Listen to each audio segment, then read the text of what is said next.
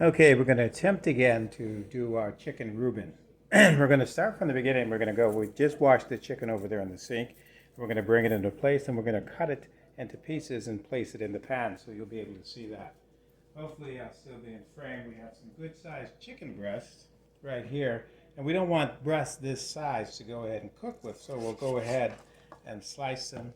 Probably in half is a good way. Maybe I have to trim some of that fat off of there. We'll take each one out of the sink and go ahead and toss it. The diagonal way we're doing it. What we're going to do is place these in the pan so that we can kind of like get a good thing. I'm saving that one for last. That's a really big one. We have to cut that a couple of times. These are good portion sizes so that we can have more than one piece as we go along. So as you can see with the chicken Reuben, we're using boneless chicken breasts, washing them a little, getting some of the water off of there, and then cutting them down to size. This is a really good sized breast. I may have to do something with this one. This is the last one, but look at the size of that thing. It is huge. So what we're going to do this one in 3 sections. And I'm going to cut a little of this fat away. This is a Cuisinart knife that I have here. This section is really big. I'm going to cut it again. When you get that fat, that thick of a section, you want to go ahead and dress that like that. So now we have those dressed. I'm going to pause this for just a second.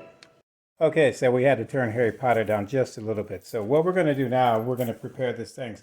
As you saw from just the time when I paused before, I've added some things over to our table. We have the Swiss cheese, we have the greens, we have the salt, the pepper, and the Thousand Island sauce. This is what we're going to do to put together for our chicken Reuben. I'm going to grab another jar of the Thousand Island sauce just in case. I kind of like a lot of it, so we're going to go with. Don't you like a lot of it, Camille? I love a lot of it. Yeah, Camille's over there too. She's working. She can say hi, everything there. So what we want to do first is season our meat. So I always use ground pepper when you go ahead and put the pepper on your meat because that's what you want to do. Get a little pepper grinder and go ahead and ground that in there. And it has, I got this from the Frugal Gourmet. He's the one years and years ago. Of course, he had some problems, but he did that, and he talked about grinding the pepper and using the things. I don't grind my salt, though, but I do like to use seasoned salt.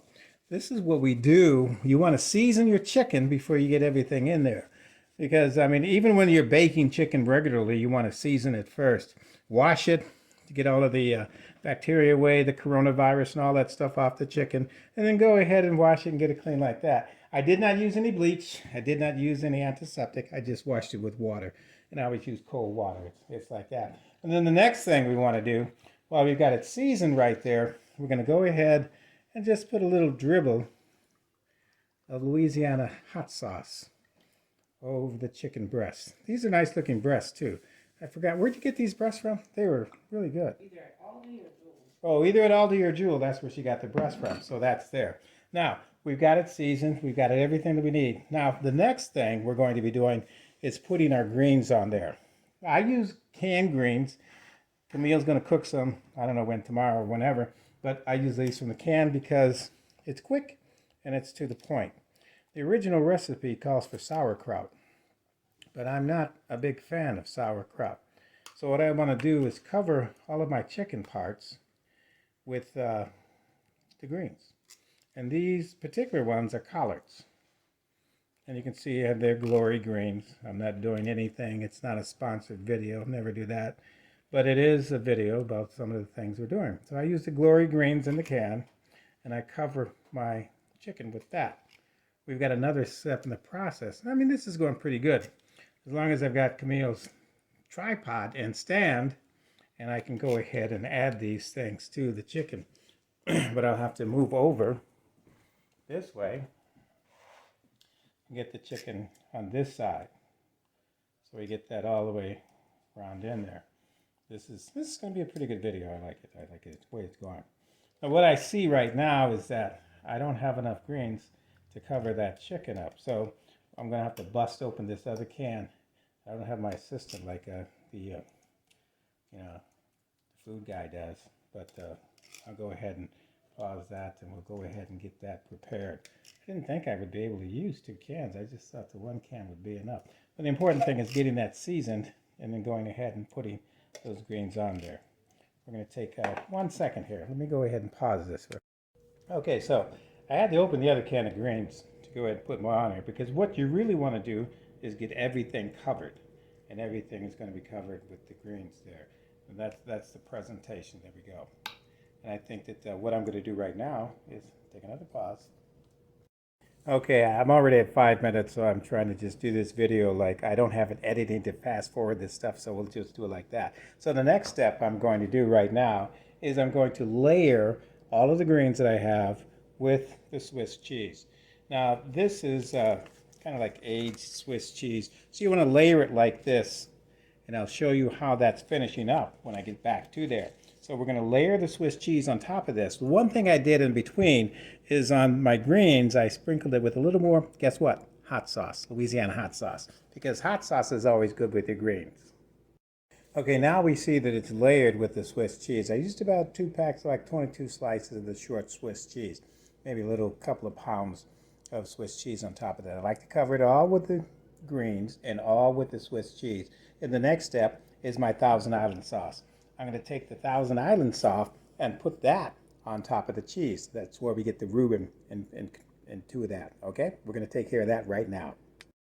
Okay, this is what it looks like before we put it in the oven.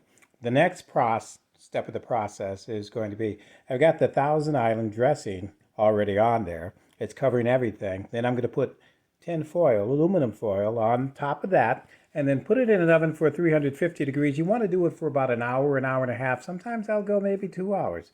You want that chicken to be thoroughly cooked, and you want all of the Thousand Island sauce, and of course the greens, and of course the cheese to kind of blend in together. You're going to have such a beautiful flavor on that chicken once it's completely done. So we're going to put this in the oven. We're going to cover it with the tin foil. We're going to put it in the oven. And then when we're finished with that, we're going to bring it back out. I may have to put this in 2 segments in order to edit it all together. Okay. Okay, now we've taken it out of the oven, and this is how it looked when I put it in the oven. And I have the tin foil right on top of the chicken, and it's still kind of warm there, so I'm going to go ahead and peel this back, and you'll get a chance to see it as I see it as it just came out of the oven, and we'll see what it looks like there. And one thing that I think,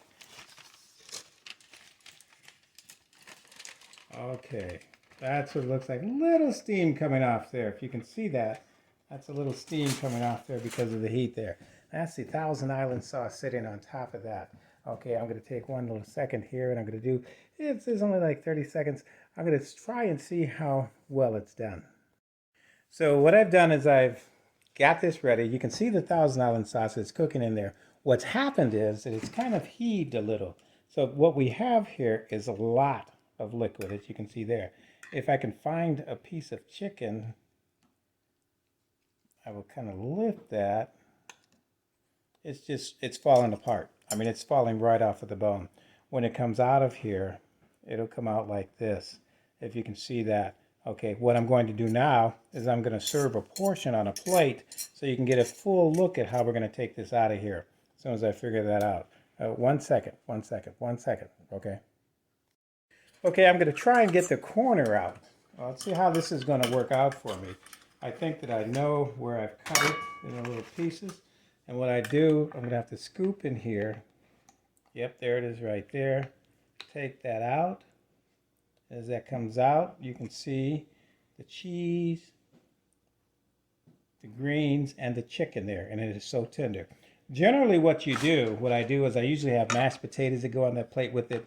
Then I take some of this sauce, and then I pour it over that and the mashed potatoes.